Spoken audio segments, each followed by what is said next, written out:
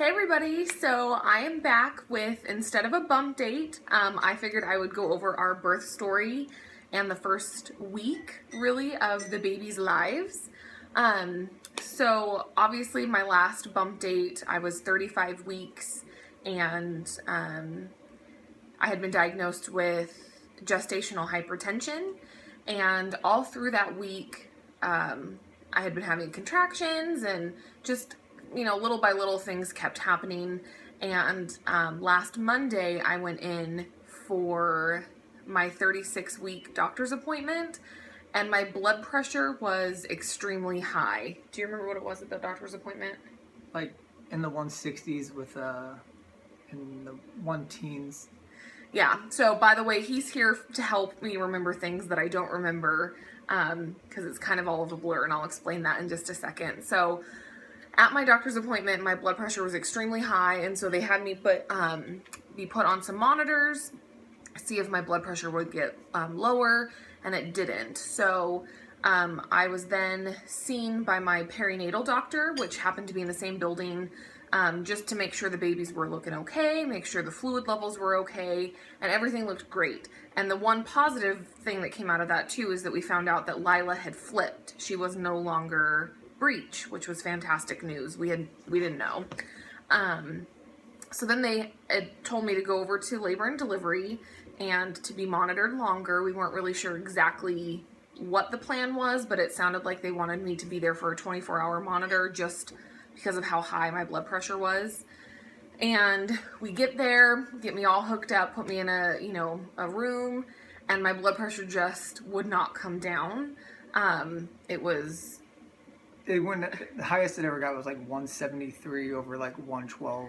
Yeah, or but 114. They were extremely concerned just with that level and the amount of swelling that I had. And, thankfully I had made it to, I was 36 weeks that day, which meant that I was able to have the babies in that hospital. I wouldn't have to be sent somewhere else since our hospital doesn't have a NICU.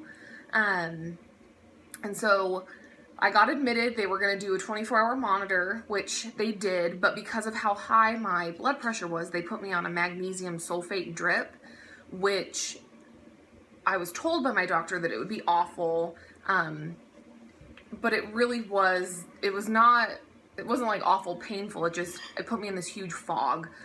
This is why I don't remember a lot of the details of everything, is because as soon as they started it, I just felt kind of woozy and weak, and my eyes felt like fogged over. It was weird. I couldn't focus my eyes on anything. So that was Monday, and then did I get the epidural on Monday or did I get it Tuesday? She got a Monday evening. I had to go pick up her mom from the airport, and she waited till we got back. That's right. The epidural. Yeah, so they gave me the epidural just because I was contracting, and since we were there, my doctor told me I was going to be induced just because of how high my blood pressure was. So I wanted to wait to make sure that he could be there in the room with me during the epidural. So I kind of put that off, but they started the process. They started a little bit of Pitocin for me, and we just kind of got things moving. And then once my mom got into town is when, they kind of started upping everything because I was more comfortable with him being here. And thankfully, her plan had been to come in that day anyways. We had already had tickets booked like a week before, and it just so happened that they were inducing me the same day. So that was Monday. And like I said, I got the epidural that evening. And then come Tuesday, everything still kind of just kept happening. My contractions, became closer and closer together, but I had the epidural, so I wasn't really uncomfortable. It was fine. It was bearable, but I was still in this big fog from that magnesium drip.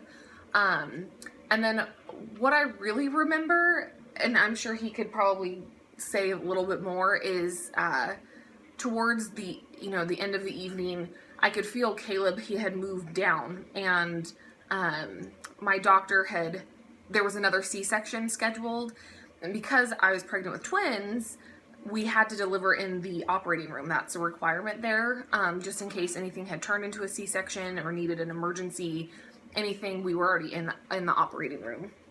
So it was between me and this other person who needed a C-section, and my doctor wanted me to have Caleb come down as low as possible before moving me into the operating room to start pushing. And so at that point, I just remember things got really, really uncomfortable. I don't know if my epidural was wearing off or if it was just the positioning of where Caleb was. He was at a +4. +4. So I was dilated to a 10, and his head was so low it was a +4. So all the way low, basically. Started pressing on your nerve. Yeah, and then he started pressing on my sciatic nerve. So every time I had a contraction, Chris had to come over and like push his fist into my lower back to relieve the pressure. And I think for me that was probably the most painful, just because there was no relief. And the anesthesiologist came in twice to add to my epidural, and it just didn't do anything because of how I was sitting.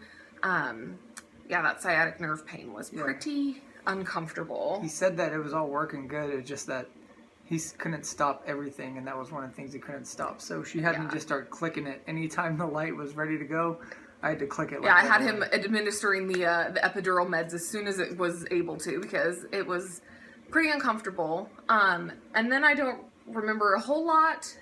They wheeled me into the operating room. Mm-hmm. He joined me a few minutes later, and then we kind of just got started with pushing. And I pushed with Caleb for about an hour and a half. And was able to deliver him vaginally. And because of the magnesium drip that I was on, it wasn't like your typical birthing story. They didn't get to like hold him right away. They didn't, put him on my chest. You got to cut the umbilical cord. Yeah, when Caleb came out, I got to cut the umbilical cord, and then they did the normal thing, I guess, of just taking over and putting him in like the warmer and getting all their stats and everything. But from right away, you could tell that they were having a little bit of trouble breathing, and they called it mag lag from the magnesium sulfate because it had been in their system for so long it was affecting the kids. And yeah, you could tell. You could tell when he was just laying there, like his arms were out like this, and he wasn't really reacting to anything. I don't remember hearing him cry. He cried a little bit, and the cries he had sounded good. He got a 4 out of 10 on his AGPAR score, and then he got a 8 out of 10 on the second one, which is actually a good score. Yeah. So, but they were a little concerned just because of how like quiet and calm and lethargic he was. But I was still in the process of pushing with Lyla. So in between Caleb coming out, because Lyla was head down, my doctor was able to reach in, make sure she was in the right position, and then I was able to start pushing with her. And I'm pretty sure I complained more than anybody about how difficult it was and how I didn't want to do it and how just like, please don't make me do this again. She powered through. But so I pushed with Caleb for an hour and a half, and then with Lyla I only pushed for 38. It was 38 minutes after Caleb was born, but she wasn't pushing the whole time because of the process of finishing up after Caleb and then like getting Lyla positioned. So she only pushed for probably 20 to 25 minutes. It went much faster. Yeah, so once she was out, it was kind of the same thing. They took her right away. I didn't, get to see them, and I did have to be stitched up a little bit just from having 2 of them, but I was able to birth both of them vaginally, which was my ultimate goal. And I can't believe that it got to happen. I had kind of convinced myself that I would need a C-section, and then at one point I kind of begged my doctor to give me a C-section because I just didn't want to do it anymore. But I'm glad that she wouldn't let me, and I had a really great nurse helping, kind of coach me along, and then he was fantastic, holding my leg and was there for everything. He got to see the whole thing. It was awesome. But then again, I don't really remember a whole bunch other than after being stitched up, I was wheeled back to the room that we stayed in, and the babies went to the nursery with the pediatrician because of that. The mag lag is what they called it, and because of just their reactions to the medication that I was on. I didn't see them for like a half hour or something. Yeah, they were in there for like 2 hours, and they said that Caleb, he'd been out for over half an hour longer than Lyla, so they said Caleb came around pretty quick in the nursery, and that he started being more active and like moving his arms and legs more, and then Lyla shortly followed after doing the same thing. So it was really, at first they thought it might be because they were premature that might have been a factor in it, but after about 30 minutes with both of them and seeing them come around more and more, they realized it was mainly just because of the mag lag. Yeah, so finally once they brought them in, I got to see them, but I don't really remember a whole lot of that. And then I had to continue the magnesium drip for 24 hours after they were born. That's part of it. So I was on that magnesium stuff for about 2.5 days, and it was pretty bad. I remember when they finally took me off of it, I was allowed to get up to finally go to the bathroom, and I wobbled. I felt like a horse or like a deer being born for the first time, when you see them all kind of wobbly, and it was not good. But both of the babies, they came around just fine. It came out of their systems really quickly. Everything with them was fantastic. So they were born on March 29th, and that was 36 weeks, 1 day for me. So March 29th is their birthday. Caleb was born at 10:34.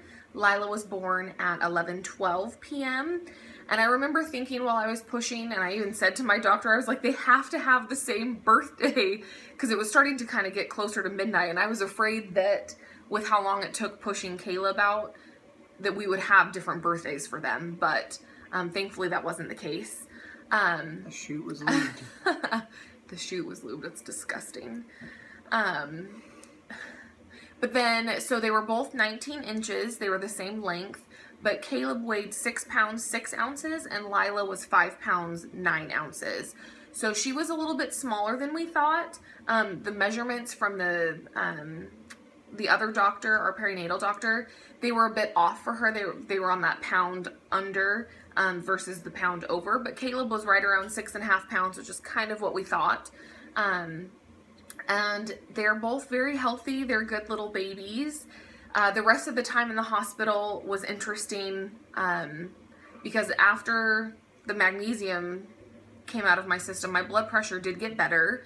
It still wasn't fantastic, but it did get better. But then my iron count and my hemoglobin levels or whatever plummeted, and it made me really weak, and I just didn't feel well, and they considered doing a blood transfusion, but instead we did a iron transfusion. It was an IV iron transfusion, which kept us, I was in the hospital an extra day. So I was literally in the hospital from Monday from my doctor's appointment, and we left Friday.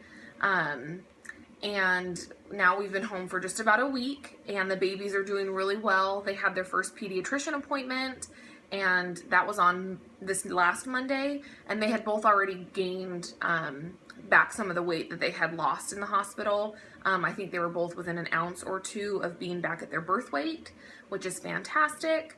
And yeah, we're just trying to kind of get into a little routine.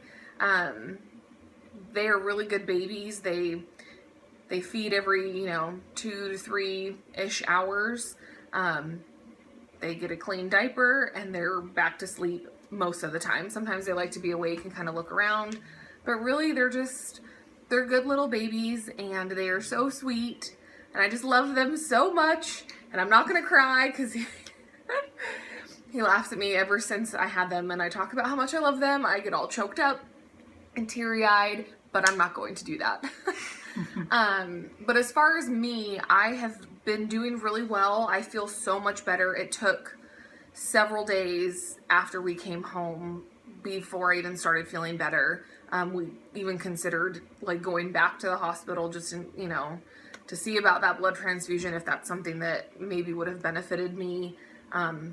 But every day I got a little better. I started a vitamin routine and loading up on protein and iron and stuff just to kind of help build that back up. And I feel fantastic compared to how I did in the hospital.